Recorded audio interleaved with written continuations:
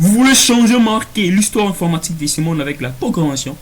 Avez-vous des projets informatiques en programmation qui pourront changer et modifier l'histoire de ce monde?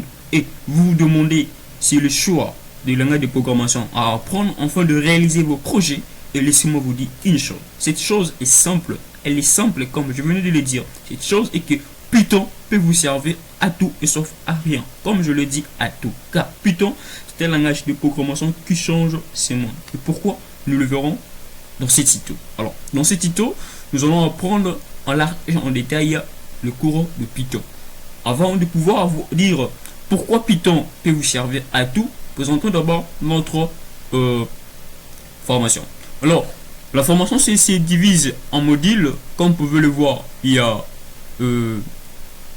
y a 4 modules, 5 modules. On a le module 0, on a le module 1, on a le module D, on a le module 3 et le module 4 qui font en sorte qu'il y ait 5 parties. Et dans chaque module, il y a un niveau approprié. Et pour commencer la programmation par le module 0 qui en fait n'est rien d'autre que le base élémentaire en Python. Et nous allons voir quelles sont les bases qu'il faudrait avoir et connaître, maîtriser pour pouvoir faire du Python et réaliser vos projets. Et nous avons dit que nous allons essayer un peu de vous dire pourquoi Python peut vous servir à tout. Et à présent, nous allons voir le pourquoi de cela. Avez-vous un projet sur le web? Attention, j'avais dit que Python pouvait vous servir à tout. Alors, comme vous pouvez le voir, que Python peut vous servir à faire du web. Et comme exemple, votre site ou encore l'entreprise la plus reconnue, Mozilla, utilise également Python dans dans l'architecture de son site, en particulier au niveau de son serveur. Donc, le serveur Mozilla est uniquement fait en Python avec le framework Django de Python. Alors, le Python ne se limite pas seulement au monde web, mais le Python avance et avance. Je peux alors vous expliquer par exemple le site Bitly qui nous permet de raccourcir des liens. Ce site est supposé et basé en Python. Il n'y a pas que ceci, il y en a tellement de choses que vous pouvez apprendre. Par exemple, le site Survey Monkey est fait en Python. Je vais vous citer quelques sites qui sont en fait faits uniquement en Python. Avec Python, vous pouvez faire pleinement de choses, des choses incroyables. Comme vous voyez avec moi que non, ils utilisent là. Et plus pire encore, vous voyez que Python constitue la base angulaire de YouTube. Pourquoi je l'ai dit? En fait, nous allons voir que YouTube se suppose et se base également sur Python pour faire certaines choses. Alors, je vais voir cela.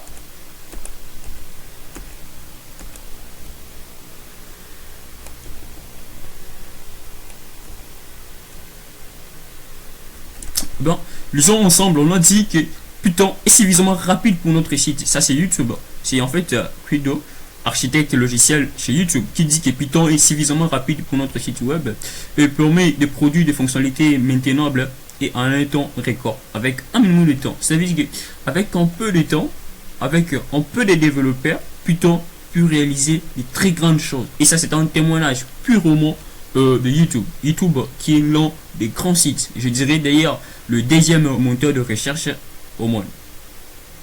Alors, je veux dire qu'au début, qu'on pouvait utiliser que le site raccourci à Bitly utilise plus particulièrement Python. Vous voyez, c'est un raccourci d'URL, un service d'analyse basé à New York gérant des centaines de millions d'événements par jour. La majorité du code est écrit en Python et Python s'adapte bien et signifie que les raccourcis peuvent vraiment faire du grand. Alors, nous avons vu un peu de temps à quoi Python peut nous servir. Maintenant, nous allons voir notre formation. Nous avons dit que la formation était répartie en modules et que le premier module constitue en fait le base, c'est ce que nous allons voir dans ce tuto et nous allons voir dans ces modules qu'est-ce que le point qui seront en fait explicités. Alors, dans ce tuto, dans cette partie, nous verrons plus particulièrement le base élémentaire en Python et nous allons commencer par une brève introduction. Après l'introduction, nous verrons c'est quoi en fait Python, nous venons de le voir, et puis nous verrons pourquoi étudier Python que nous venons un peu de le voir, et puis dans ces points ici plus importants, nous allons voir les outils qu'il faudrait avoir pour faire du Python, et deuxièmement, nous allons voir ces installations. Alors, cette partie a été déjà réalisée dans un tuto, et il suffit juste de voir, nous allons mettre le lien pour que vous y cliquez, voir comment arriver à installer les outils ainsi que leur configuration pour pouvoir les utiliser. Alors, il ne faut jamais louper cette partie parce que c'est une partie primordiale. Puis en deuxième position, nous verrons le variable. Je disais, en deuxième partie, nous allons voir le variable. Dans cette partie, nous verrons l'exigence syntaxique des variables en Python, comment définir une variable, quels sont les types de variables qu'il faudrait voir, comment définir, et puis nous verrons les types de valeurs, parce qu'une valeur ne sert qu'à sauvegarder une valeur qui est une donnée. Alors, cette donnée a des types typés, et selon qu'il s'agit d'un type ou un autre, les données se différencient. Et nous verrons comment affecter des valeurs à des comment affecter des valeurs à une variable. Nous allons voir cela spécifié indirectement ou directement. Et en troisième position, nous allons parler des opérateurs. Pour le plus loin, nous aurons les conditionnels en Python. Nous allons parler des statistiques conditionnelles. Après ces statistiques conditionnelles, nous allons voir le boucle répétitif en Python. Et puis, pour aller finir à la fin, nous allons parler de l'avant-donné chapitre de ce point qui serait en fait le fonction. Et puis, avant de citer, nous allons voir le structure de données. Alors, commençons tout d'abord par le premier point qui est en fait l'introduction. Dans l'introduction, nous avons dit qu'il faudrait que vous installiez des logiciels.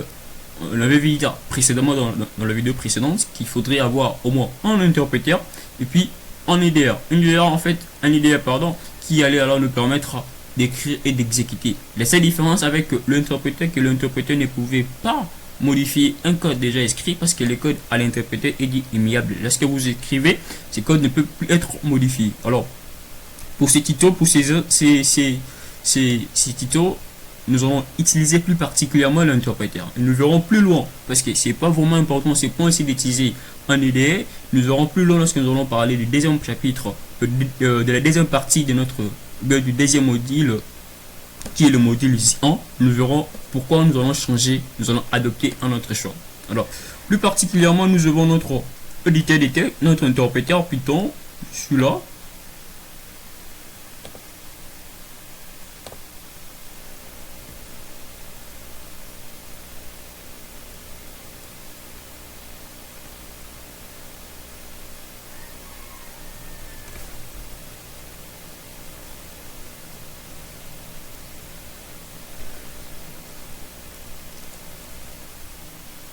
Ok, mon interpréteur Python est là.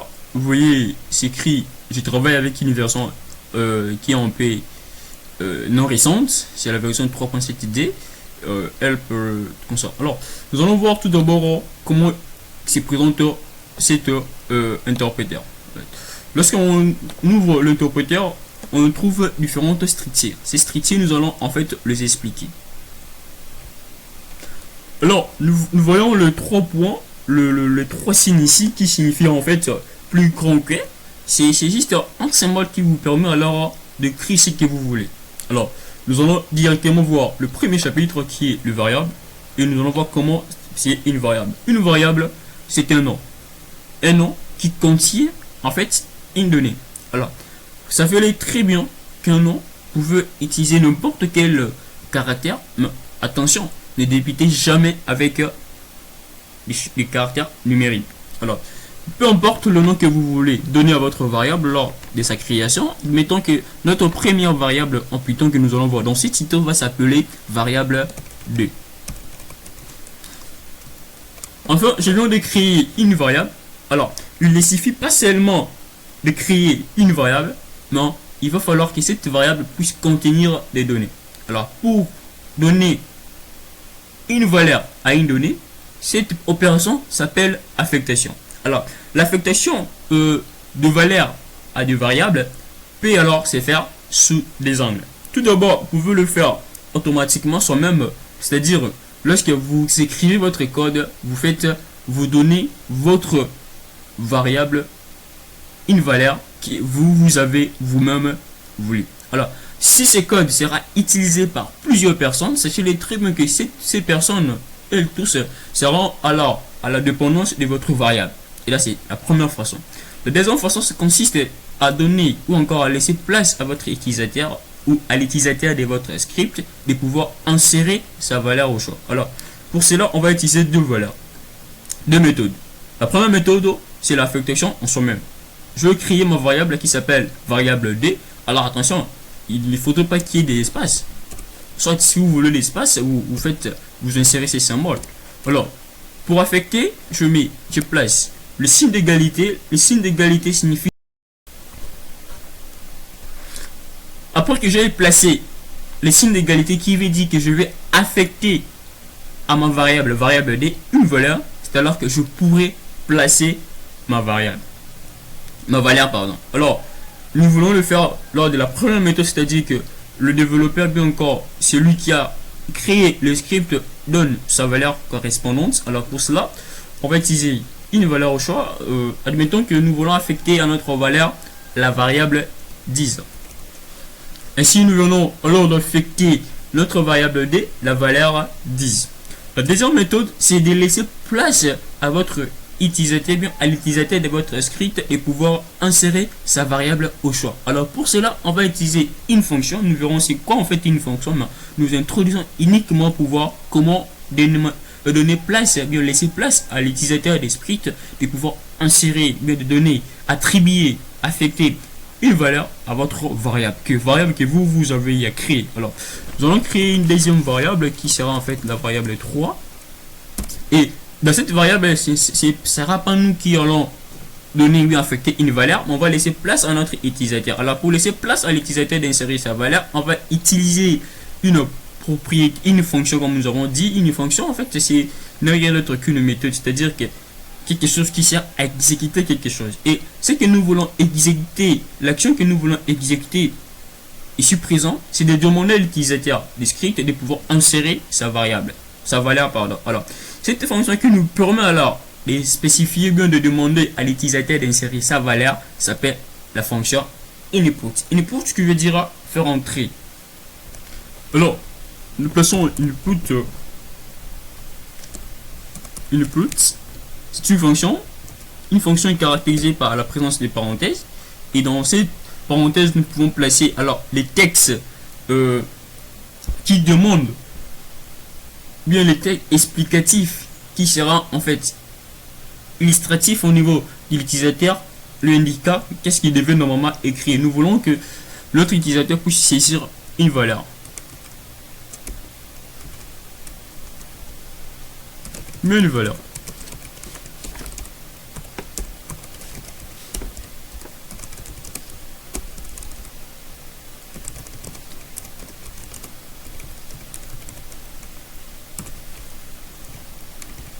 Alors, nous allons voir, lorsque nous allons parler des types de valeurs, pourquoi nous avons eu en fait à placer le guillemot, et alors que nous ne l'avons pas placé au niveau d'ici. Alors, nous venons de voir le deuxième point qui est en fait l'affectation. Alors, nous avons vu comment affecter une valeur à une variable. Remontons en P pour parler et types de données. Alors, en ce qu'on doit connaître qu'il existe, c'est pas grave, nous allons voir le pourquoi. Il existe des types de données en ce que vous devez connaître de manière générale en Python. Le données, bien encore, la donnée valeur peut être soit numérique ou encore alphabétique, c'est-à-dire une chaîne de caractères. Lorsqu'il s'agit du numérique, on parle des nombres, et lorsqu'il s'agit de chaîne de caractères, on parle des strings. Alors, une string, bien une chaîne de caractères peut avoir plusieurs instances. Nous verrons plus loin qu'une chaîne de caractères ne pouvait pas seulement se limiter à être une simple de caractères simple. Ça pourrait se constituer en dictionnaire, ça pourrait se constituer en liste, et ça pourrait se constituer en duple. Alors, nous ne verrons pas ces notions ici présentes. Nous allons voir ça au niveau de notre deuxième module, qui sera en fait concentré à un niveau un peu plus élevé par rapport à ce niveau ici. Alors, ici présent, nous allons voir que le deux types de valeurs. Des types de valeurs. Nous avons déjà parlé de la première valeur, bien du premier type de valeur qui était en fait le valeur numérique, comme nous avons instantifié ici. Alors, nous allons voir maintenant comment créer une valeur numérique alphabétique. Créons une troisième variable. Mettons la variable 4. Sachez très bien qu'une valeur est dite string, bien lors de l'affectation d'une valeur string ou chaîne de caractères, il va falloir que cette valeur soit placée entre certaines structures. Ces structures ne sont rien d'autre que soit vous placez votre chaîne de caractères entre apostrophe, soit vous placez votre chaîne de caractères entre guillemets. Alors, nous venons de voir comment est-ce que nous envoyons en série et cette partie. Alors, nous allons affecter à notre variable 4 une chaîne de valeurs, une chaîne de caractères. On avait dit soit vous placez la chaîne de caractères entre guillemets, soit entre apostrophe, ou bien entre triple guillemets. Nous plaçons entre guillemets. Je suis.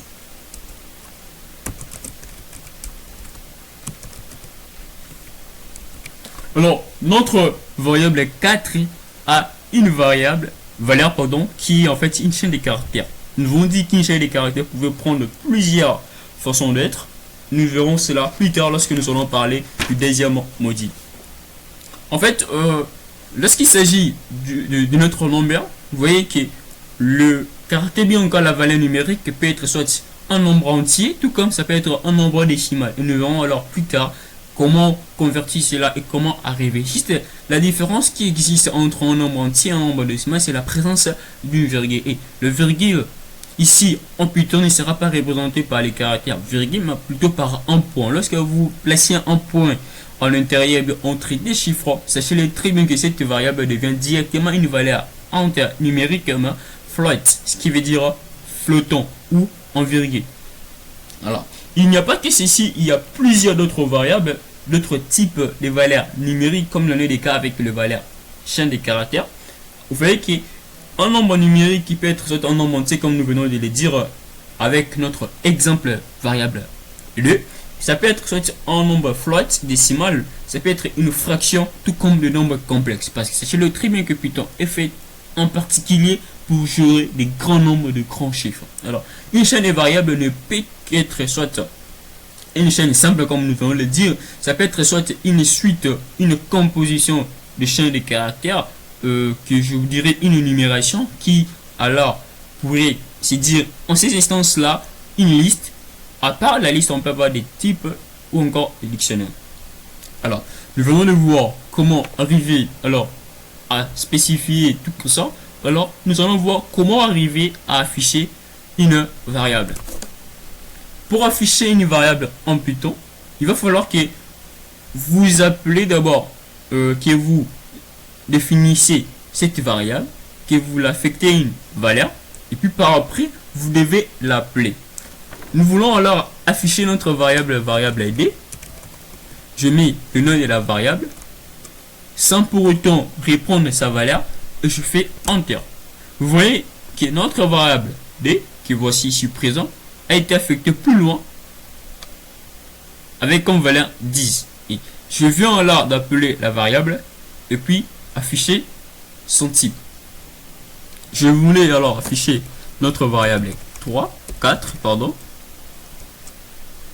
Je suis là, je suis. Alors, même l'affichage est différent. Vous voyez qu'il n'y a pas de guillemets, mais si, il y a l'apostrophe, pardon. Alors, avec ici présent, nous n'allons pas entrer en profondeur ici présent, mais nous allons voir quand même comment pouvoir afficher la variable de votre utilisateur. Alors, pour cela, c'est simple, c'est ce que nous allons essayer un peu de voir. On a eu à demander au niveau de la variable 3 à ce que l'utilisateur puisse insérer sa variable, mais nous ne connaissons pas la valeur qui a été insérée. Ainsi, nous allons reprendre cet exercice, cette fonction pour pouvoir démontrer comment arriver à l'utiliser correctement. Alors, nous avons dit, nous allons demander à notre utilisateur d'insérer sa valeur. Reprenons l'exercice, créons notre valeur, c'est la variable 5. Alors, nous demandons à l'utilisateur d'insérer sa variable. Nous plaçons input.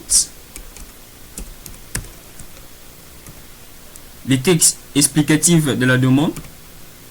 Je voudrais demander il en est, que le vôtre en est.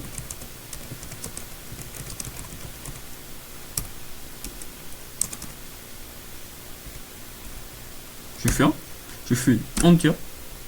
C'est les textes en fait qui demandent l'utilisateur d'insérer son année. Admettons que l'année de naissance, par exemple, moi je suis peut-être mettons 2010, bien 2015.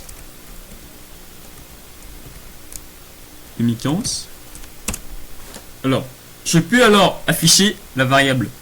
La variable en question, c'est la variable 5, avec la méthode la plus faible. Vous voyez que 15, l'utilisateur a inséré 2015 et il a appelé la variable par son nom, variable 5, et ça a affiché 2015. Là, une autre façon de pouvoir afficher la variable, c'est d'utiliser une autre fonction. Et c'est la fonction, cette fois-ci, c'est la fonction split. Split qui veut dire imprimer. Alors, je mets split entre parenthèses. Je vais spécifier la variable dont je voudrais appeler. Je voudrais par exemple appeler la variable id.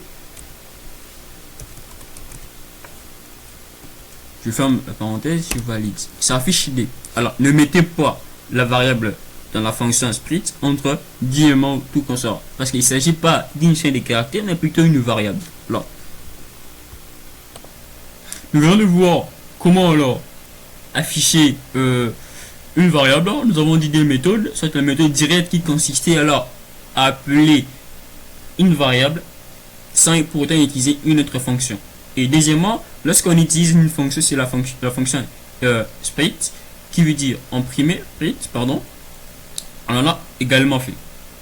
Nous avons utilisé certaines opérations, certaines fonctions le plus courantes. Nous avons dit des fonctions. Il y a plusieurs fonctions au Python. Nous verrons chacune de ces fonctions au fur et à mesure que nous avançons. À présent, parlons un peu des opérateurs. Nous verrons quel type d'opérateur qu'il existe et puis nous verrons certaines opérations que nous pourrons facilement utiliser avec le nombre des caractères. Et pour finir, nous verrons certaines fonctions qui seront en fait utilisées lors de certaines opérations. Alors, les opérateurs, il y en a tellement beaucoup.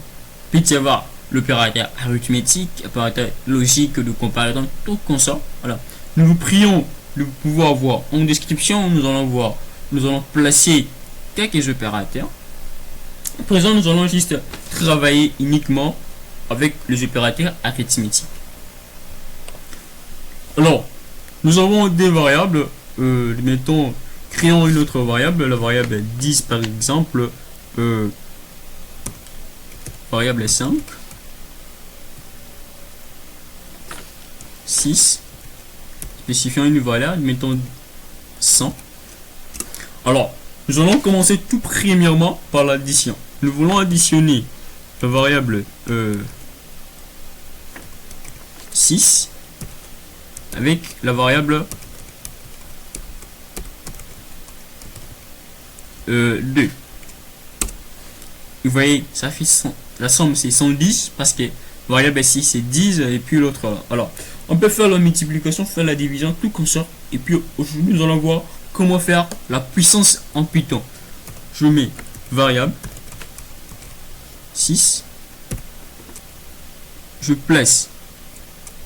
Ça c'est la multiplication. Si je double, j'obtiens la puissance. Donc, ce qui veut dire, je ferai la valeur de la variable 6 qui est 100, exposons la variable de la variable d. La valeur de la variable d. Or, la valeur de la variable d c'est 10. Alors nous allons voir ce que ça va donner. Automatiquement. On peut faire le modulo tout comme ça. Il y en a tellement de choses. Par exemple, je voudrais faire un peu le modulo. Variable 6. Mes variables 2. Je vais copier pour ne pas répéter l'écriture. Je fais modulo.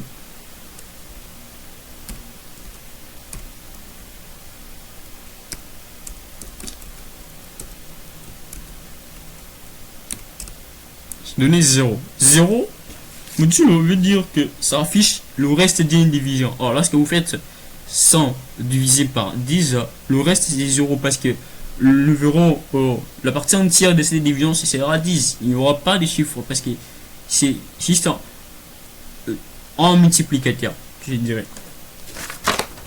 Alors, après cela, voyons qu'il est aussi possible de pouvoir utiliser ces différentes opérations avec le variable. Alors, créons par exemple la valeur 7 qui va en fait contenir une chaîne de caractères.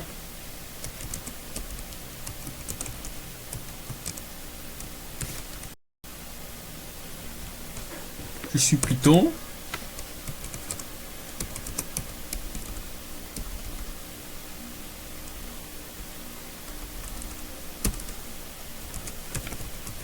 Mettons simplement pour vous prendre une notion. Alors, nous venons de créer une variable. On sait qu'on doit connaître qu'on peut créer le mot Python, on peut créer des variables.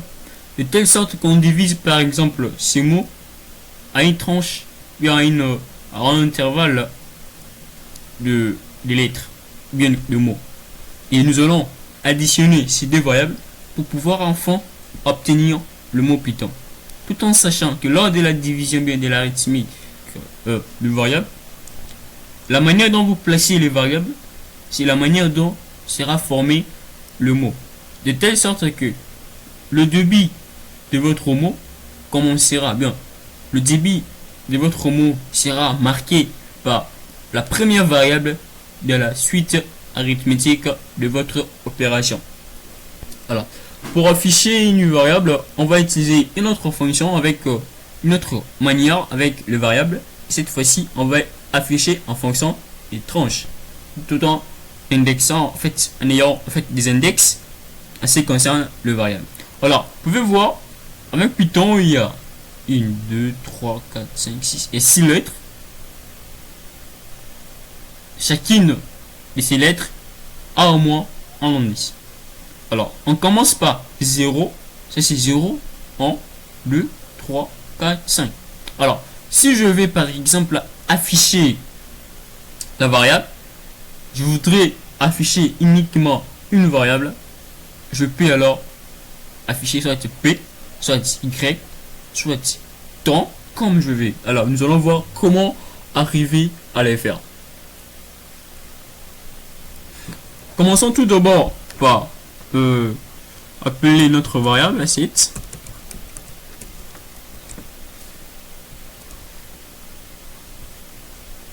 Je voudrais par exemple afficher le caractère 3.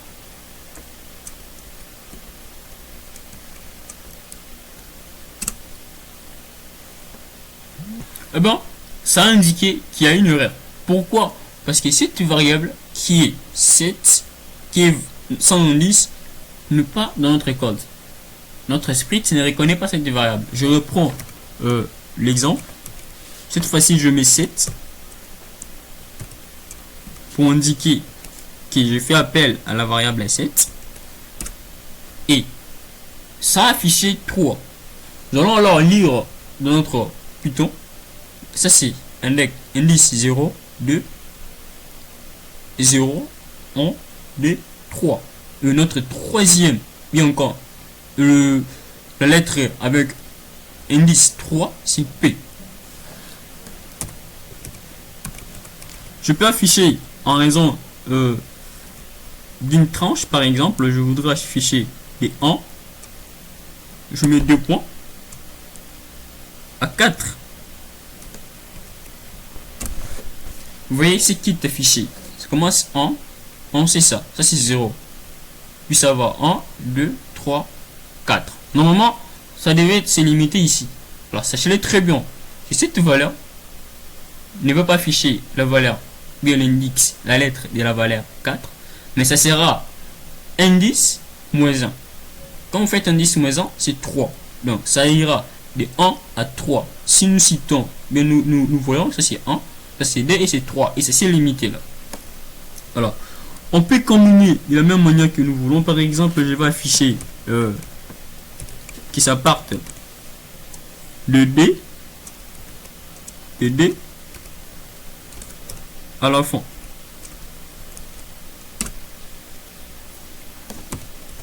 Je m'excuse, j'ai oublié 7.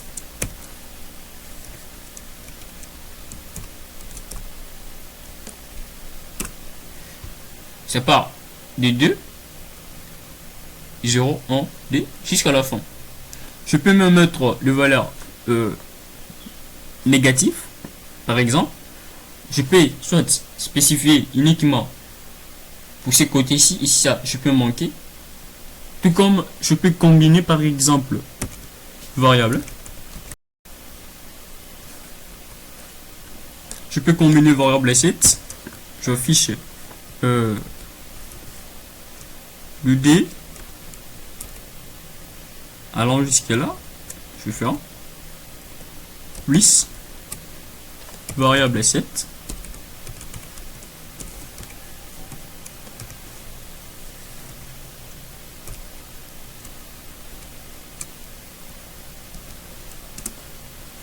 Vous voyez, c'est que nous avons obtenu, comme j'avais dit, vous voyez, quand vous faites ça, ça a repris Python. Alors, vous voyez que le mot n'est pas tel que nous le voulions, parce que Python, ça illustrera aucunement, carrément aucune chose. Alors, pensez à faire de bonnes choses. Et cet esprit de pouvoir créer ce qui est utile et appréciable pour tout le monde. Alors, il y a encore des opérateurs de comparaison, tout comme ça. On ne va pas aller plus loin. Nous allons voir uniquement une autre fonction. Et la fonction que nous allons voir ici présent, c'est la fonction type. Type, c'est une fonction qui nous permet alors de connaître le type d'une variable. Type, je place le nom de la variable. Je veux connaître les types de la variable set par exemple. Alors, je fais enter. Ça m'indique que la variable set a un type qui est une chaîne de caractères qui est en fait spécifié par string. Type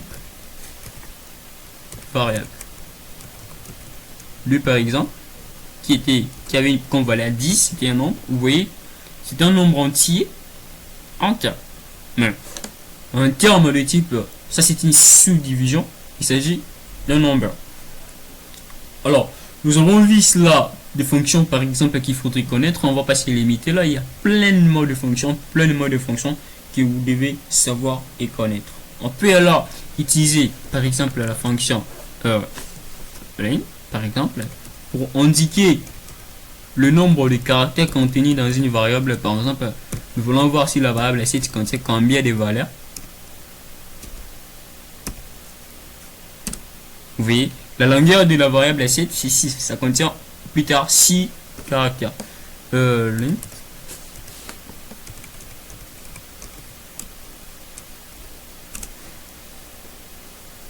Ça n'a pas marché. Pourquoi?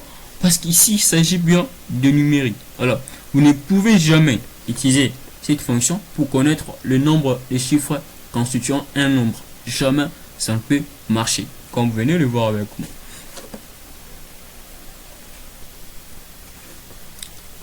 Alors, nous venons de voir les opérateurs que nous avons fini en effectuant certaines opérations comme nous avons dit et en spécifiant certaines fonctions. À présent, nous allons voir les conditionnels en Python. Les conditionnels, c'est une structure en fait plus primordiale, bien plus particulière, qui affiche un résultat en fonction de la réalisation ou non d'une condition exigée. Par exemple, mettons que vous partez quelque part et on vous demande si seulement si vous avez 18 ans vous pouvez entrer dans cette salle. Au contraire, vous n'allez pas entrer et on vous demande de l'âge. Si vous dites que vous avez 18 ans, c'est-à-dire que vous remplissez la fonction, la condition, et vous entrez. Au contraire, vous n'entrez pas. Ainsi, nous allons voir comment arriver à créer des fonctions conditionnelles, bien encore des traits conditionnels en Python, et comment les afficher. Alors, pour cela, on va utiliser trois instances. Il y a if, il y a elif, et puis il y a else. Je m'excuse. If, c'est la première condition à utiliser dans une expression où il n'y a qu'une seule condition. Soit vous remplissez la condition, ou bien vous ne remplissez pas la condition. Et là, vous utilisez if. Par exemple, si vous avez 18 ans, vous entrez, au contraire, vous n'entrez pas. Et on va utiliser if lorsqu'il y a plus de deux conditions. C'est-à-dire, vous allez voir, si vous avez 18 ans, vous entrez. Si vous avez 22 ans, vous entrez par la grande porte, par exemple. Au cas contraire, vous entrez à la maison. Et là, il y a trois conditions. La personne peut se présenter, elle dit par exemple que j'ai 18 ans. Elle entre par la petite porte. Une autre se présente et dit qu'elle a 30 ans. Elle va entrer par la grande porte. Et la personne qui aura moins de 18 ans, celle-ci va rentrer à la maison. Ça, c'est des conditions. Plus des conditions. Et là, vous allez être obligé d'insérer là et les if. Alors, nous allons voir cela illustrativement. Comment arriver alors à créer des Alors, voyons tout d'abord avec la première condition.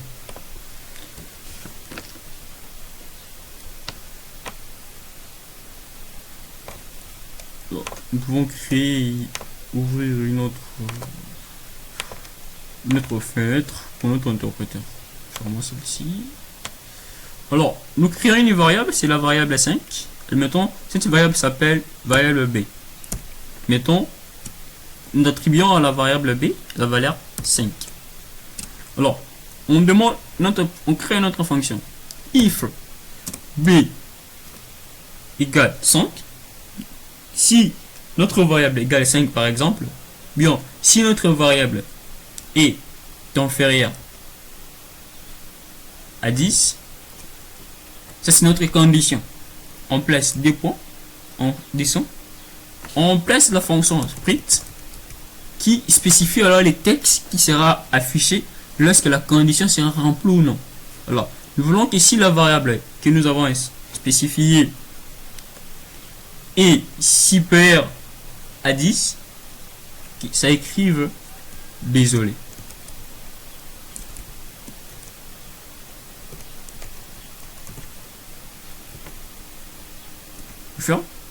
Je fais enter.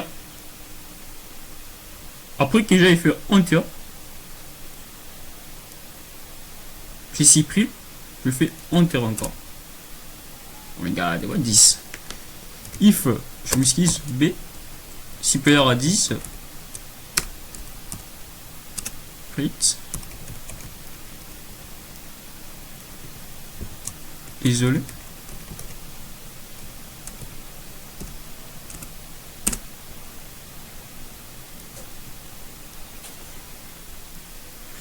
Alors, nous ouvrons notre interpréteur pour répondre les choses à 0 parce que là, c'est presque rempli. Nous créons une variable, c'est la variable b. Nous affectons cette variable la valeur 5 et nous voulons remplir si 5 est inférieur. Si la variable b a une variable inférieure à 10, qu'on affiche un message.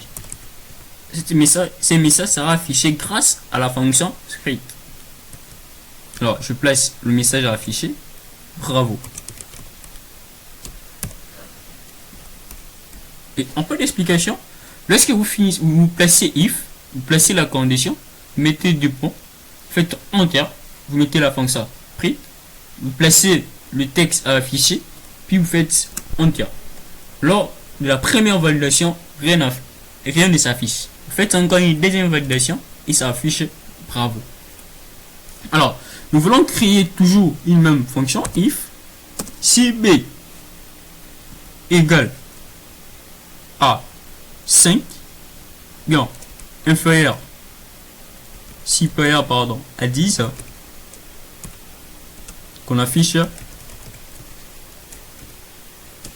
un message. Ce message c'est b supérieur à 10.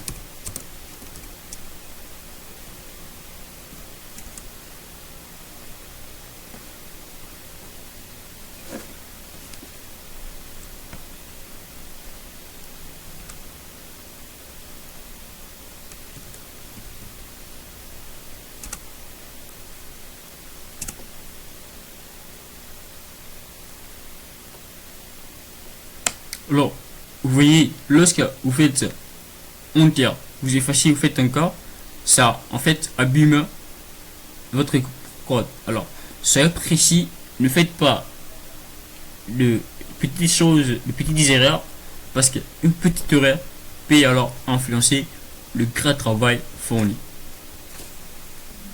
Alors, nous allons maintenant travailler avec des conditions. La première à remplir, si cette condition est remplie, on affiche un résultat. Au cas contraire, on renvoie à une autre condition qui est en fait sinon, au cas où la condition, l'unique condition n'est pas remplie. Alors, nous créons une variable qu'on appelle h. Nous attribuons à cette variable une valeur. Mettons 17. Alors, if si l'utilisateur a un h supérieur à 18, il entre. Tu disais si l'utilisateur a un âge supérieur à 18 ans, il va entrer. Et il va entrer. Sinon, cet utilisateur va retourner à la maison. Alors pour cela, on va remplir notre première fonction qui est en fait si âge est inférieur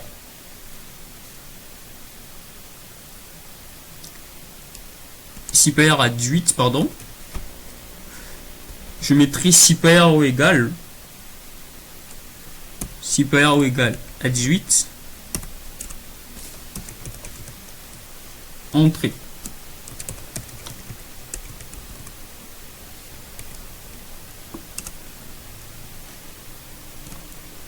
Sinon, vous voyez comme j'écris sinon, cet utilisateur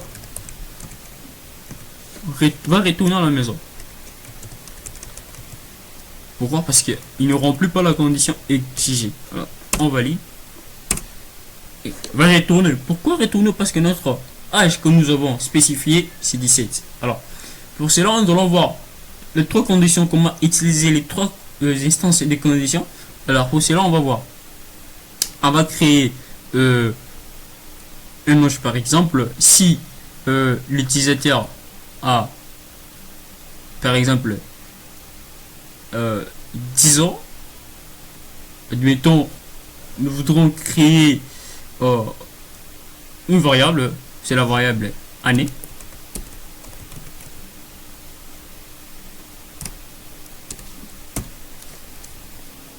« 2050 »,« 2020 »,« 2002 », pardon.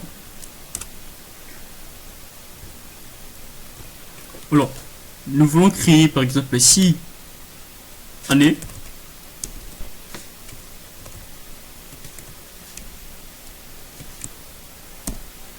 égale 0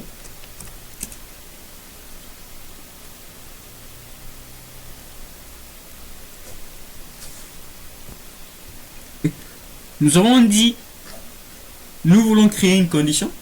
Vous voyez, nous avons placé égal. Or, plus loin, lorsque nous avons parlé de l'affectation de valeur à une variable, nous avons dit que pour affecter une variable à une variable, on mettait les signes d'égalité. Alors, pour remplir une condition dans ces cas où il s'agit d'un opérateur de comparaison d'égalité, alors il faudrait doubler les signes d'égalité. Alors, nous reprenons l'exemple if année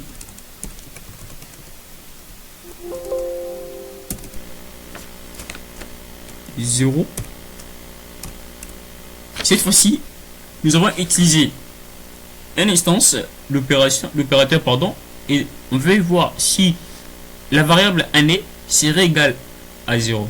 Mais si nous avons voulu affecter une variable, alors on affiche le point ff.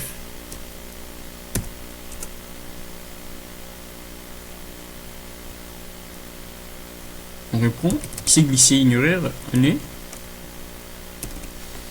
0.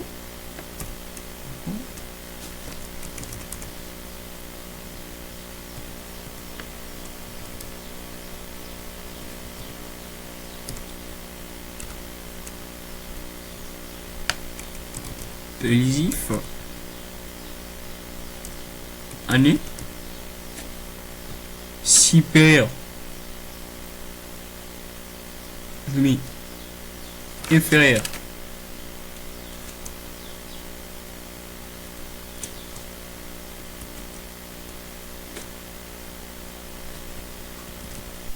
inférieur à 100.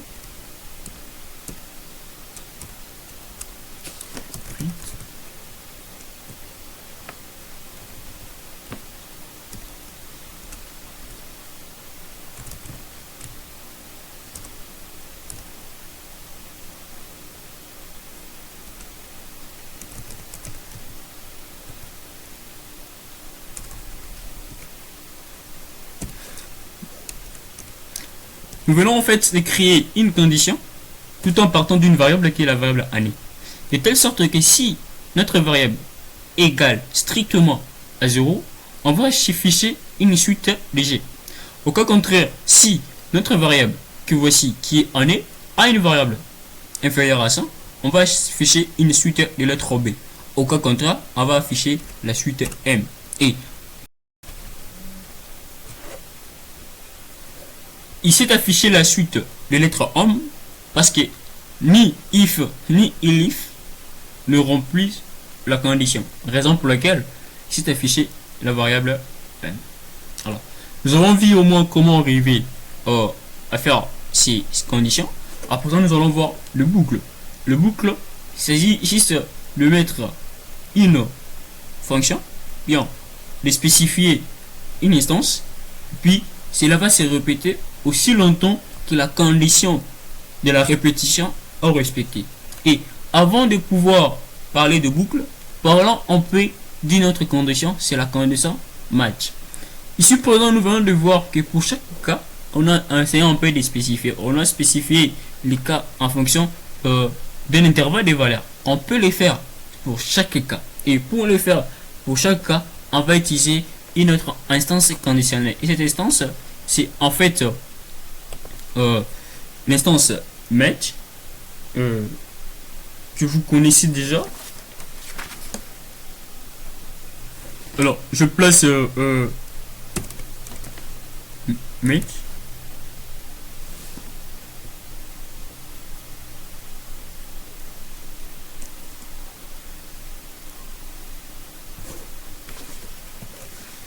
Je mets année.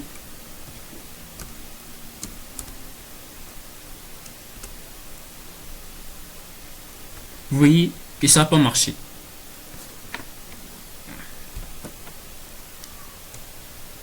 Alors, parlons de boucles répétitives. Alors, une boucle, c'est juste un cycle. Ce cycle sera répétitif aussi longtemps que la condition exigeant bien qui fait en sorte que la répétition soit possible est toujours maintenue bien et respectée, bien accomplie.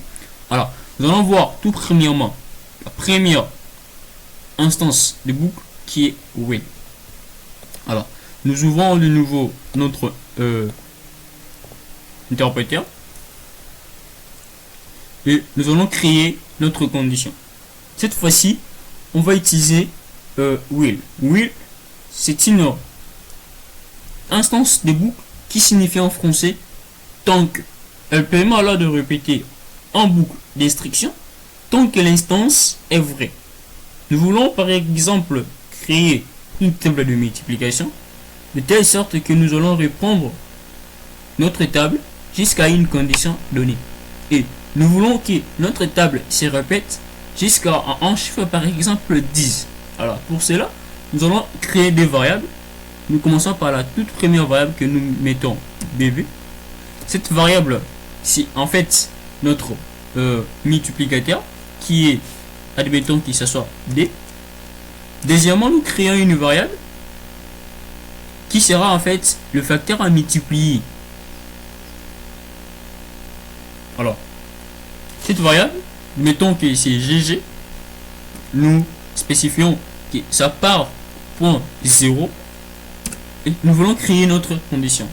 Notre condition serait de telle sorte qu'il y aurait la multiplication aussi longtemps que HH sera inférieur à 20. Alors pour cela je place will, je mets la condition, notre condition est de telle sorte que H soit inférieur à 20. Je mets le 2 points, je descends, je vais maintenant placer la suite ou encore je dirais la manière dont sera affiché le résultat.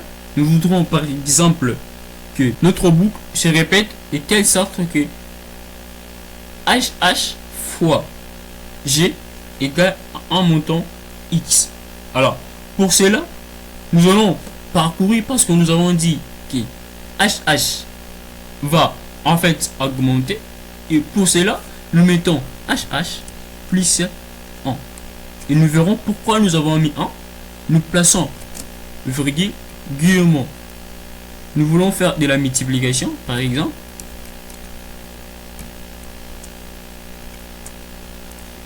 Virgule.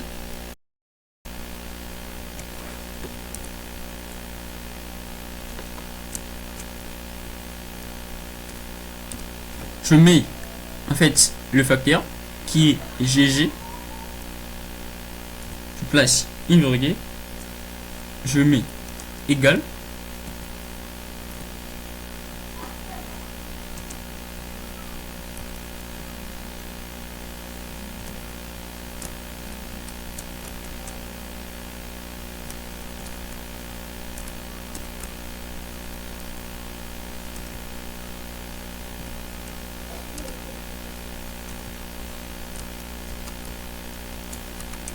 Alors, avant de pouvoir valider ces codes, nous allons essayer un peu d'expliquer. Nous allons créer des variables, c'est la variable GG et la variable HH.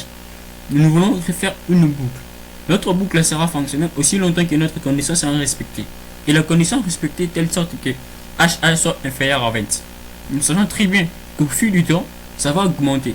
De telle sorte qu'on va parcourir des H1 égale à 0, H1 égale à 1, HH égale à 2, HH égale à 3.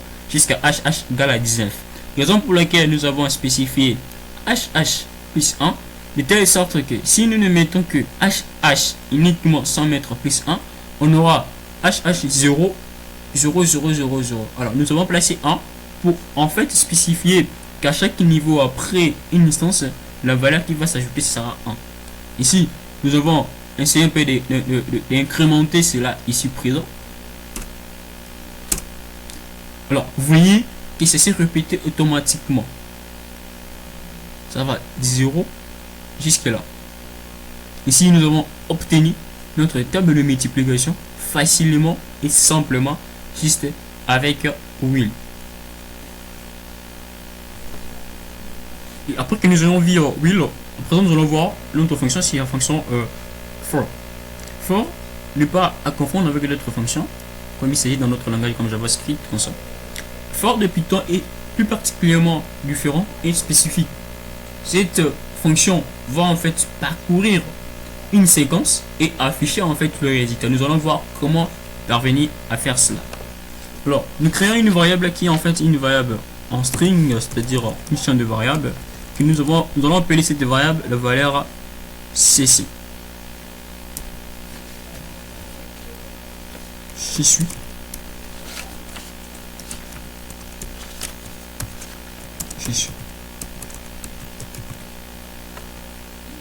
Je mets for.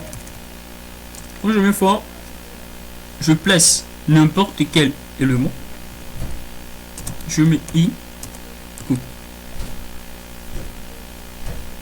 Je mets deux points. Right.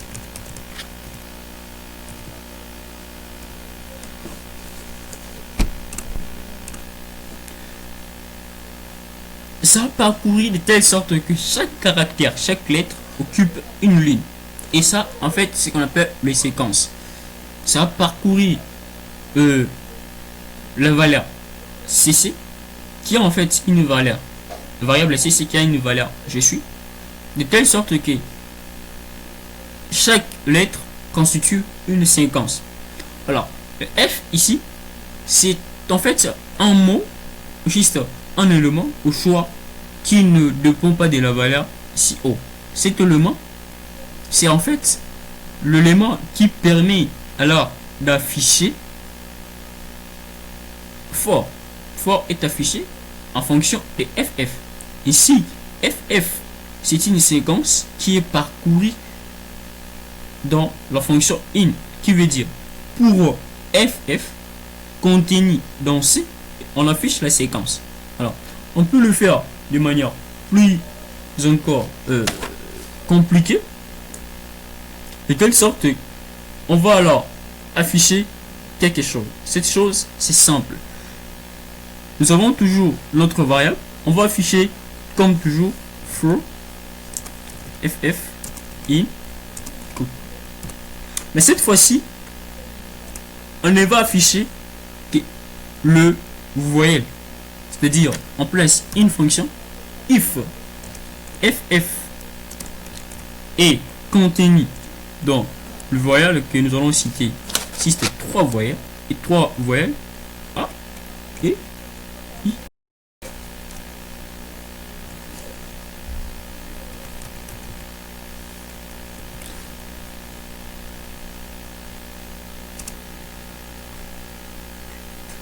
nous avons oublié deux points, on reprend for ff in cc. Ok, if ff in, on place le voyelle comme nous avons placé.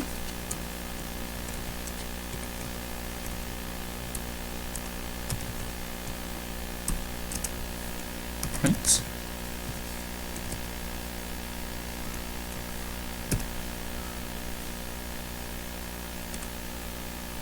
Alors,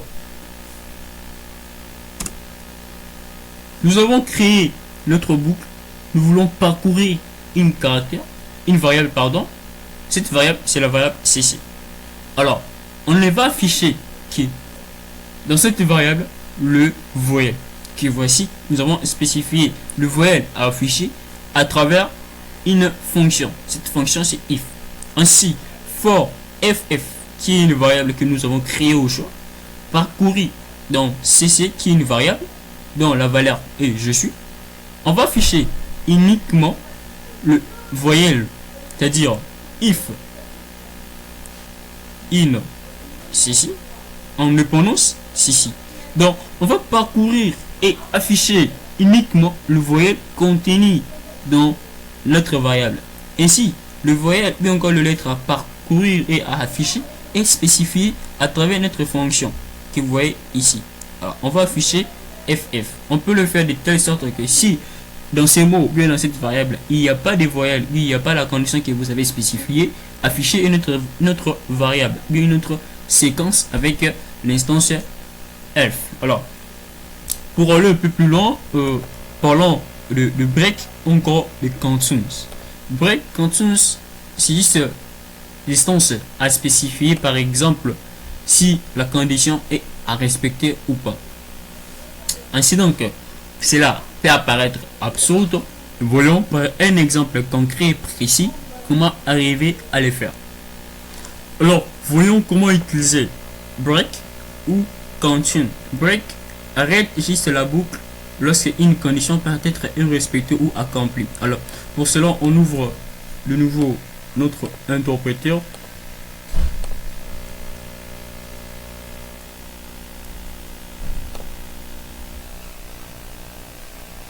On reprend en fait notre instance,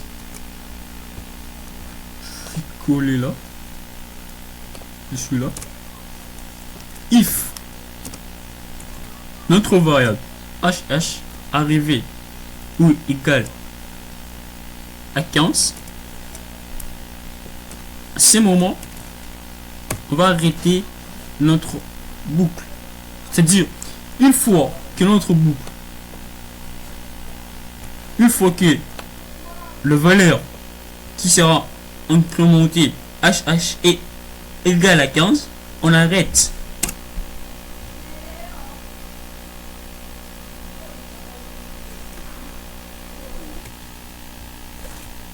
Alors, nous allons utiliser break continuous, break qui va en fait arrêter la répétition pour une certaine condition, lorsque cette condition est remplie, bien œuvrée. Alors, nous ouvrons un nouveau interpréteur, une nouvelle page, nous spécifions une variable qu'on appelle gg. Cette variable, on met d, h, on met 0, et puis on va mettre une fonction will, si h inférieur à 20, c'est la condition de leur répétition. La condition va se répéter aussi longtemps que h sera inférieur à 20. On place notre fonction. Si h devient égal à 15, à ce niveau, on va arrêter notre boucle. Ok? Et puis, on affiche comment est-ce que notre message sera affiché. C'est h plus 1. Nous avons besoin de voir cela un peu plus loin. On va multiplier.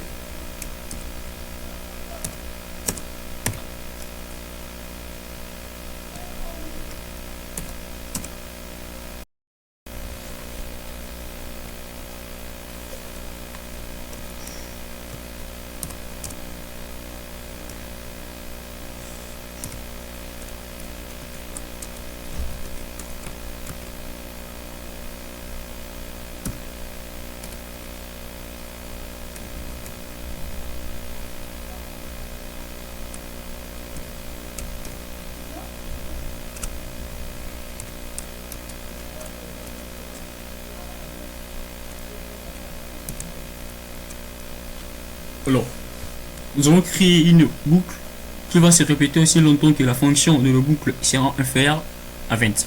Mais on a inséré une fonction de telle sorte que si h, la valeur incrémentée devient égale à 15, notre boucle s'arrête. Et lorsqu'on valide, vous voyez que la boucle s'est arrêtée à 15, c'est-à-dire que 15 remplit une condition qui est spécifiée ici présent. H égale à 15, il y a break, raison pour laquelle la fonction s'est arrêtée. Alors à la place de break, on peut mettre continuous. Alors il y a encore des sens pour pouvoir continuer.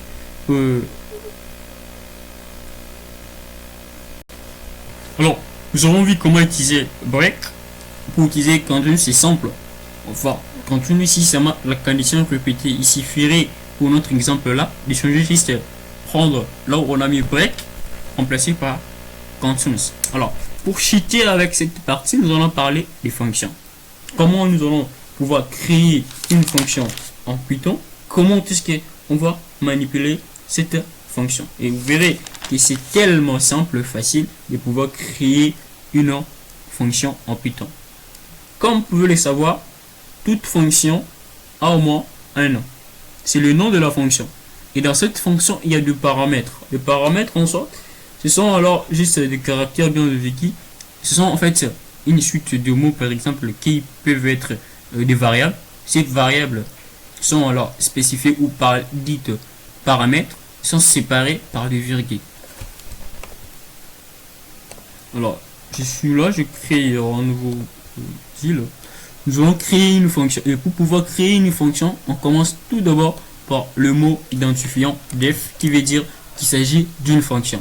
Après que vous ayez placé def, vous mettez le nom de votre fonction en mettant fonction 2. Je place parenthèse pour spécifier mes paramètres. Dans ma fonction 2, il y aura 10 paramètres. Admettons, je mets 2 paramètres. C'est le premier paramètre que j'appelle gg1. Je place une virgule. Je mets le deuxième paramètre. J'appelle ggd. Je me limite à ce niveau-là. Et puis je place 2 points.